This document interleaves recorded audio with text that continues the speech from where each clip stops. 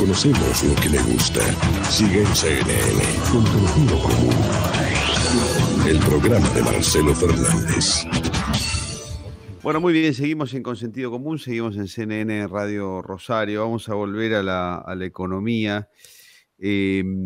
Bueno, todo el tiempo estamos aquí revisando cómo salir, cómo arrancar de este matete y de este barro en el que estamos metidos. Y cuando vemos para qué lado hay que arrancar, también notamos que el gobierno está yendo exactamente en sentido inverso, ¿no? Está yendo exactamente para el otro lado, no solo en materia económica, sino también en los gestos, en los mensajes y en las decisiones que toma en materia política, ¿no? Bueno, vamos a ver si nos puede dar alguna mano Iván Kachanowski, que es economista, y nos tira alguna luz de por dónde ir o no, o se muestra tan preocupado como nosotros. Iván, ¿cómo te va? Buen día, Marcelo Fernández, mucho gusto. ¿Qué tal, Marcelo? ¿Cómo estás? Muy bien, por suerte, muchas gracias. Bueno, ¿qué hacemos, Iván? ¿Para dónde salimos? ¿Cómo estás viendo un poco la situación general? Hagamos un pantallazo general primero de cómo estás viendo el tema, por favor. Sí, mirá, no, el tema lo estoy viendo claramente muy, muy complicado porque es un gobierno que no logra inspirar confianza y casualmente lo que necesita Argentina es confianza. Es decir, más allá de los desequilibrios macroeconómicos, el primer paso para solucionarlos es que te crean que los vas a poder solucionar. Y Argentina no tiene ni plan económico y por ende no tiene confianza. Obviamente esta situación se agrava por la pandemia, tu déficit va a ser mucho mayor. Entonces vas a terminar el año con un déficit fiscal primario de 8% del PBI y el presupuesto dice que el año que viene va a ser 4,5%. Bueno, ¿cómo lo vas a hacer si es un gobierno que es reticente a bajar el gasto? Va a seguir subiendo impuestos, no damos para subir impuestos mucho más. Entonces no muestra el camino, pone algún numerito, que algunos son además muy cuestionables, y no te dice bien cómo va a hacerlo. Y eso es lo que falta. Y claramente que Argentina necesita las reformas estructurales y encarar los desequilibrios macroeconómicos que llevan como 60 años. Uh-huh. Son todos desequilibrios estructurales. Iván, más que pensar en qué cosas tendría que hacer el gobierno para salir, que no está haciendo, ninguna está haciendo, de todas las que tendría que hacer para salir, la pregunta sería más bien si seguimos de esta manera, ¿cómo se va a ver, cómo se va a visualizar el impacto contra la pared? ¿A través de qué cosas? Primero, a través de qué, de inflación, a través de un tipo de cambio disparado, a través de una furiosa recesión, ese tren que viene de frente, cuando impacte, ¿dónde se va a notar primero? ¿Cómo va a ser la situación de los próximos meses si el gobierno insiste en mantener esta dirección? Y yo creo que en primera instancia se va a ver en el tipo de cambio. Fíjate que las últimas medidas tienen que ver con eso, medidas que ya suenan de desesperación, ¿no? Porque es como que el Banco Central y el gobierno ya no saben qué hacer con el dólar. Son medidas que te muestran que te estás colgando del travesaño. El problema es que te estás colgando del travesaño cuando van 15 minutos del primer tiempo y te queda todo el partido, ¿no? Porque quedan 3 años de gobierno. Sí. Se le descontroló al gobierno anterior y también se colgó el travesaño. Bueno, le quedaban 3 meses. Colgó el travesaño cuando quedaban 5 minutos. Entonces acá la situación es delicada porque estás en una situación muy complicada, te están cascoteando el rancho y estás colgado el travesaño y queda todavía todo el partido por delante. Y el primer impacto, si no hacen nada, si sigue esto como está, con las decisiones equivocadas, va a ser en el tipo de cambio, que obviamente más adelante va a pegar en la inflación, probablemente en 2021, eso de que la inflación va a ser 28%, sabemos que no va a ser así, va a ser más alta. Es decir, no veo una disparada de inflación este año, pero sí un 2021 que va a empezar a tener una inflación cada vez un poquito más alta. Sí. Y obviamente eso después pega en pobreza, ¿no? Cuando ves que la inflación sube y hay algún golpe fuerte en la economía, lamentablemente se ve impactado en la pobreza, que es la historia de Argentina, porque si vos te vas a 1960, la pobreza estructural era 5 o 6%. Con cada crisis tu pobreza estructural fue subiendo. En el 75 subió, después con el 89 tuviste una pobreza estructural de 20%, después con el 2001 del 30%, y después de esta va a ser 35-40%, y que va a costar bajarla. Entonces, cada crisis le sale muy cara a Argentina. Por eso es importante tratar de equilibrar la macroeconomía y luchar contra estos desequilibrios estructurales. Sí, yo estoy pensando que equilibrar la macroeconomía implica una serie de reformas de todo tipo, impositiva, laboral, bueno, que yo creo que ni la política ni en términos generales la sociedad argentina está dispuesta a asumir. Es algo paradójico, ¿no? Porque es decir, todos quieren que nos vaya mejor, pero nadie quiere hacer el esfuerzo o la reforma que hay que hacer para empezar ese camino. Por eso me parece que lo de Argentina es complicado, ¿no? Porque queremos alcanzar un bienestar sin ir por el camino que todo el mundo indica es el que hay que tomar. Hay algo de eso, claramente, porque mayoritariamente yo creo que también hay una sociedad que vota populismo, ¿no? Digamos, que en el fondo quiere populismo. Entonces, lo que hay que entender es que el populismo no va a resolver este problema desde ya, que hacer las reformas estructurales va a tener costos. No es que soluciona todo mágicamente, eso obviamente que sincerarse y decirlo, pero también no hacer la reforma trae costos que yo creo que son peores. Fíjate que nunca hicimos las reformas y la pobreza estructural es lo que crece. Si vos me decís que, bueno, que más o menos la vas piloteando y la pobreza no se va subiendo, bueno, ok, sigamos como estamos, pero con cada crisis cada vez tenés menos clase media y más pobres. Y bueno, las reformas estructurales van a generar un impacto negativo en el corto plazo, pero con la esperanza de que en el largo esto sí cambie realmente, pero no va a ser con magia, eso implica trabajo.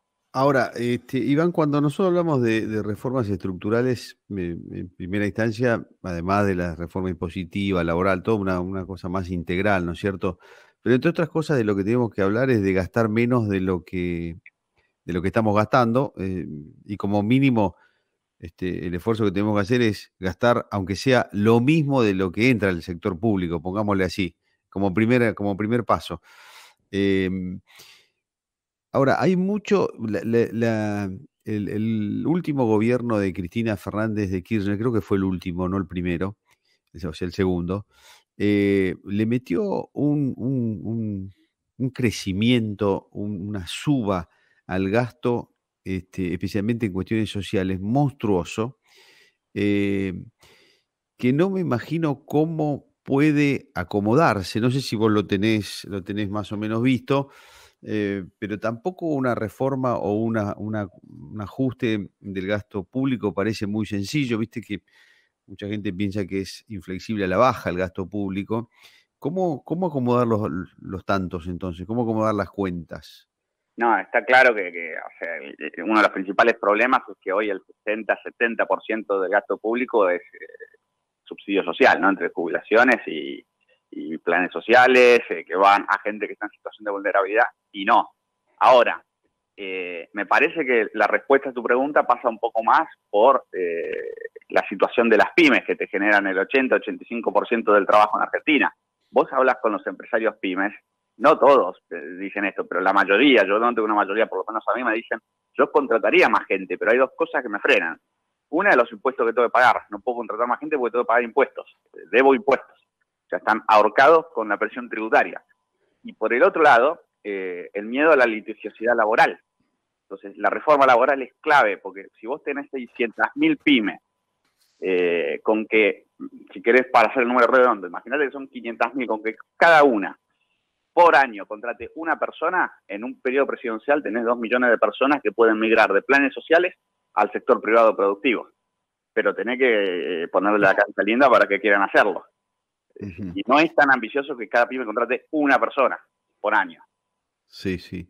Bueno, allí había el exministro Labaña había presentado un plan, una propuesta, no sé, hace algunos meses atrás, inclusive que leí un artículo de Juan Carlos de Pablo, le parecía una buena idea, porque pensar en una reestructuración laboral integral es prácticamente imposible en la Argentina de hoy, pero Labaña creo que planteaba de acá para adelante quienes se incorporen en la fuerza laboral tener un una especie de cuenta como hay en la construcción, en donde se iban haciendo algunas retenciones para ir teniendo un seguro de desempleo individual para los tiempos en los que estuviera sin trabajo. Es decir, una cosa que parecía bastante más flexible, y bastante más moderna que todo lo que tenemos hoy. Pero después nadie le dio mucha atención a eso.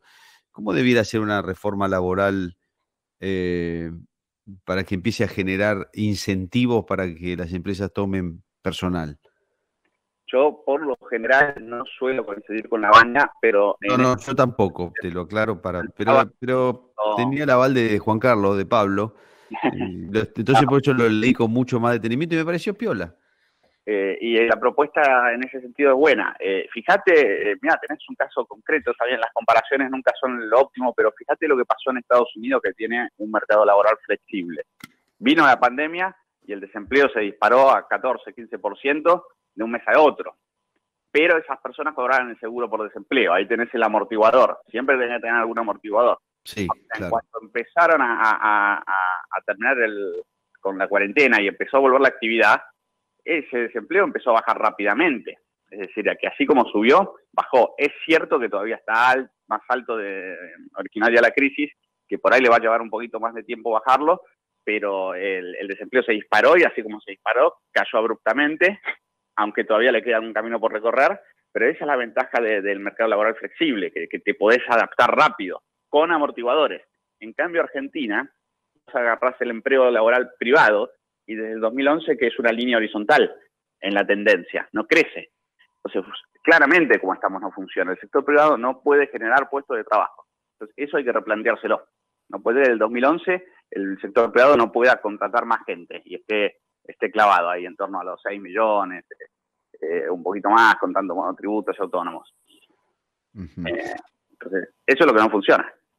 Y Iván, por último, se conoció que el segundo trimestre de este año el PBI tuvo una caída estrepitosa, 19,1%, la caída más importante de la historia, aparentemente.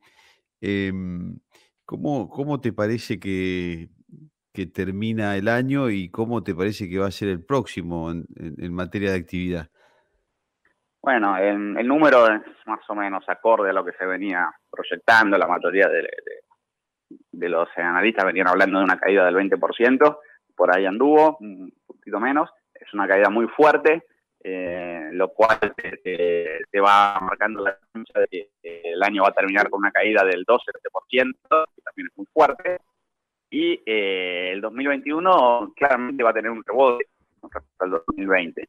Ahora vos vas a caer 12, 13% y querés, tomando el número de presupuesto, que podría llegar a ocurrir, rebotás un 5,5%, todavía quedás muy abajo de los niveles prepandemia. Claro, sí.